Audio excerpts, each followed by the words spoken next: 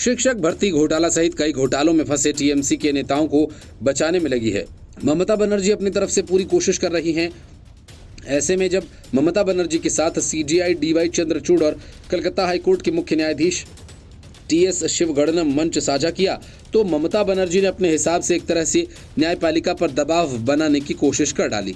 लेकिन सीजेआई ने ममता बनर्जी को पलटकर ऐसा बात कह दी कि जिसके बाद उनका चेहरा देखने लायक था। सीजेआई और मुख्य न्यायाधीश की मौजूदगी में ममता बनर्जी ने कहा कि न्यायपालिका को बिल्कुल प्योर पानी, शुद्ध और ईमानदार होना चाहिए। उन्होंने कहा कि न्यायपालिका को राजनीतिक पूर्वाग्रहों से भी मुक्त होना चाहिए।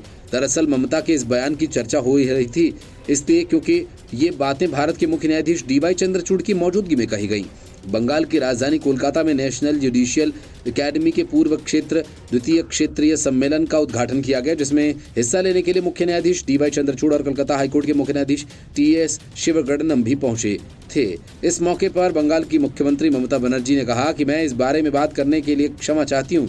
मेरा मकसद किसी को अपमानित करना नहीं, विनम्र निवेदन है, कृपया इस बात को ध्यान रखें। न्यायपालिका में कोई राजनीतिक पूर्वाग्रह नहीं होना चाहिए।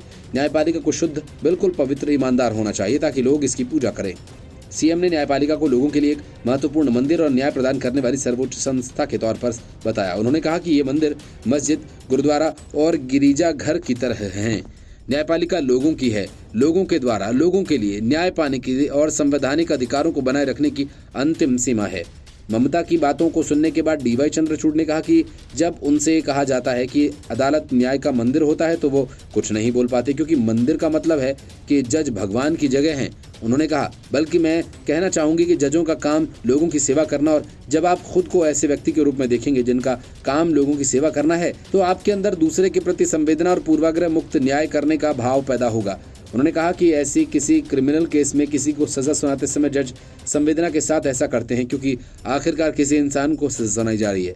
सीजेआई चंद्रचूड़ ने कहा, इसलिए मेरा मानना है कि संवैधानिक नैतिकता की ये अवधारणाएं महत्वपूर्ण है, न सिर्फ सुप्रीम कोर्ट या हाई कोर्ट के जजेस के लिए बल्कि जिला स्तर के जजेस के लिए भी, क्योंकि न्यायपालिका के साथ आम लोगों का पहला संपर्क जिले की न्याय व्यवस्था के साथ शुरू होता है। दरअसल कलकत्ता हाईकोर्ट ने हाल ही में 2016 टीचर भर्ती घोटाला के तहत नियुक्तियों को रद्द किया था और सीएम ममता ने इससे लेकर हाईकोर्ट की आलोचना की थी। उन्होंने कहा, आरोप लगाया बीजेपी नेताओं के जरिए न्यायपालिका के एक हिस्से को प्रभावित किया जा रहा है। वहीं फैसला सुनाने वाले हाईकोर्ट के जज अभिजीत गंगोपाध्याय ने अपना पद छोड़ दिया और फिर बीजेपी में शामिल हो गए। यही वजह थी कि चुनाव प्रचार के दौरान ममता ने कहा था कि युवा आपको कभी माफ नहीं करेंगे। आपके जरिए सुनाए गए फैसले, सभी फैसलों पर सवालिया निशान पैदा होता है। मैं न्याय पर बात नहीं कर सकती हूँ, लेकिन फैसलों पर टिप्पणी जरूर कर सकती हूँ। उन्होंने आगे गंगोपाध्याय के जरिए दिए गए फैसलों पर सवाल उठाए। अभिजीत गंगोपाध्याय को तामलुक लोकसभा सीट से बीजेपी के टिकट पर जीत भी मिली है। Bureau report, news of India.